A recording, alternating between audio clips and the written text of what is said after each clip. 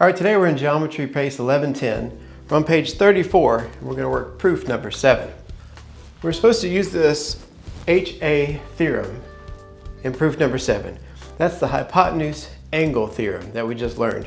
We're supposed to prove that DA bisects angle BDC, and our drawing is here. Angle BDC is there, and this is the ray that we're supposed to prove DA is bisecting that. Let's look at our given, our first statement. Angle B and angle C are right angles, and those have already been marked for you. You always want to make sure that your drawing is marked, and those are already marked in the pace. Also, angle 4 congruent to angle 1. Now these we can mark. Angle 1 and angle 4 are congruent. That's our start, and what is our reason number 1? It's always going to be given. Reason number 1, given. Statement number 2, and they already gave us a little bit of a hint as to what the reason might be. So statement number 2, triangle ABD and triangle ACD are right triangles. We know this because of the definition of right triangles. This is triangle ABD here, ABD, and triangle ACD there. Those are right triangles because we are given that these are right angles. So if the triangle contains a right angle, it's a right triangle. So that's where we get our reason. Number 3, the statement's already been given to you. Angle 1 congruent to angle 3. We can go ahead and mark that. We already have angle 1 marked as congruent, and angle 3 is now congruent to it. Well, what's the reason? What's reason number 3? Notice, if we kind of zoom in and look at this drawing here, angle 1 and angle 3 are across this vertex point A here. That makes angle 1 and angle 3 vertical angles. So vertical angles are congruent. And what postulate is that? Postulate 12. Now we have angle 1 and 3 congruent, angle 4 and congruent to angle 4 congruent to angle 1. So these were given to us. We were able to prove that those are congruent. Can we say anything about 4 and 3? Remember, we're trying to get to be able to prove that this is a bisector. So we got a little ways to go. And we're supposed to ultimately use the hypotenuse angle theorem. We've got right triangles, so that's a good start. In a right triangle, you have a hypotenuse, you have legs, and you might be able to use the angles as well to help prove congruent. So let's think, what could be our next move? Could we say angle 4 is congruent to angle 3? Angle 4 congruent to angle 3. If we said that, what reason would we use? Well, if you remember back, we have a property that tells us that if angle 4 is congruent to angle 1, and angle 1 congruent to angle 3, then angle 4 is congruent to angle 3, and that is the transitive property. We maybe remember writing it out like this. Angle 4 congruent to angle 1, and angle 1 congruent to angle 3, then angle 4 would be congruent to angle 3. That was the order in which you write transitive property.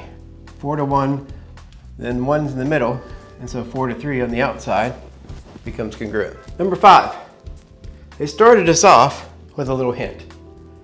AD. AD. Now we're focused on these two right triangles here, but they share a side. When triangles share a side, you're always looking for a very particular property that you're probably going to use in every case. When the triangles are shaped like this, sort of like an airplane or paper airplane, that middle line is shared by both triangles. That way you get to use the reflexive property. So number 5, you can say AD congruent to AD. Why? The reflexive property. That means this is congruent, so we can mark it.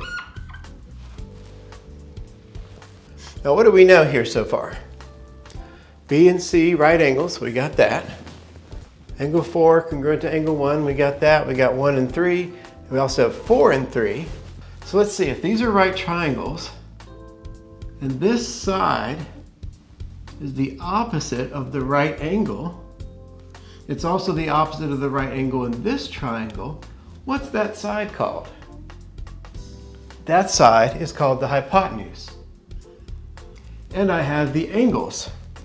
So am I ready to use my hypotenuse angle theorem yet? We are. Statement number 6 in your pace there already has the little dots. So statement number 6 says triangle ABD is congruent to triangle ACD. Now what are these triangles? ABD, ACD. So we now proved those two right triangles are congruent using the HA theorem. Hypotenuse angle. See, here's our hypotenuse and our angles, proving those two right triangles are congruent. We still have 2 more steps left in the pace, and we're trying to get to this. What could be our next thing? Well, one thing we know about a bisector is a bisector divides an angle into 2 congruent parts.